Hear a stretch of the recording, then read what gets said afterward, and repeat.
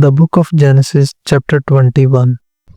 The Lord visited Sarah as he had said, and the Lord did to Sarah as he had spoken. Sarah conceived, and bore Abraham a son in his old age, at the set time of which God had spoken to him. Abraham called his son who was born to him, whom Sarah bare to him, Isaac.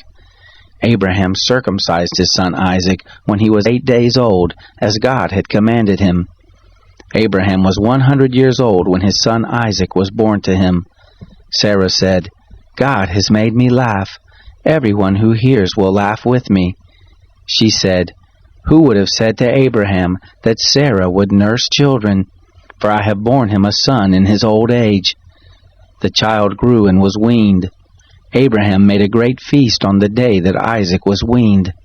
Sarah saw the son of Hagar the Egyptian, whom she had borne to Abraham, mocking. Therefore she said to Abraham, Cast out this handmaid and her son, for the son of this handmaid will not be heir with my son, even with Isaac. The thing was very grievous in Abraham's sight on account of his son. God said to Abraham, Don't let it be grievous in your sight because of the boy, and because of your handmaid. In all that Sarah says to you, listen to her voice, for from Isaac will your seed be called.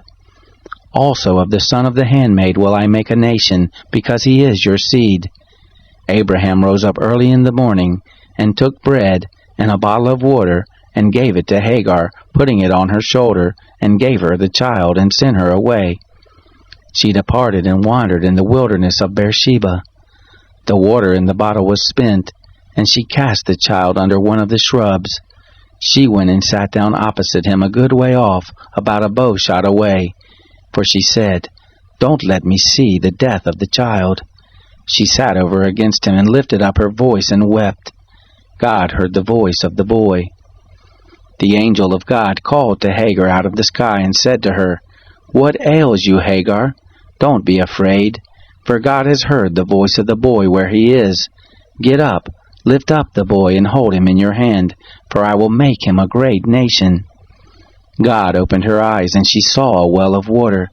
She went, filled the bottle with water, and gave the boy drink. God was with the boy, and he grew. He lived in the wilderness, and became, as he grew up, an archer. He lived in the wilderness of Paran. His mother took a wife for him out of the land of Egypt. It happened at that time that Abimelech and Phicol, the captain of his host, spoke to Abraham, saying, God is with you in all that you do. Now therefore swear to me here by God that you will not deal falsely with me, nor with my son, nor with my son's son.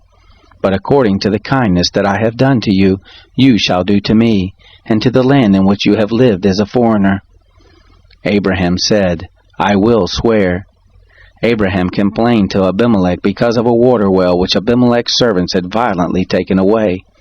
Abimelech said, I don't know who has done this thing, neither did you tell me, neither did I hear of it until today.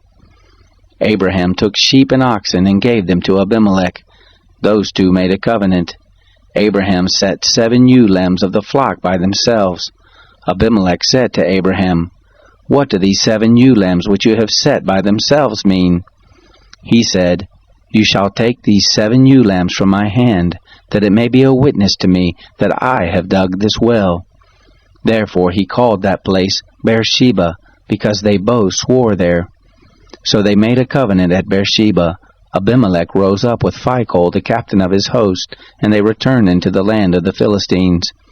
Abraham planted a tamarisk tree in Beersheba, and called there on the name of the Lord, the everlasting God.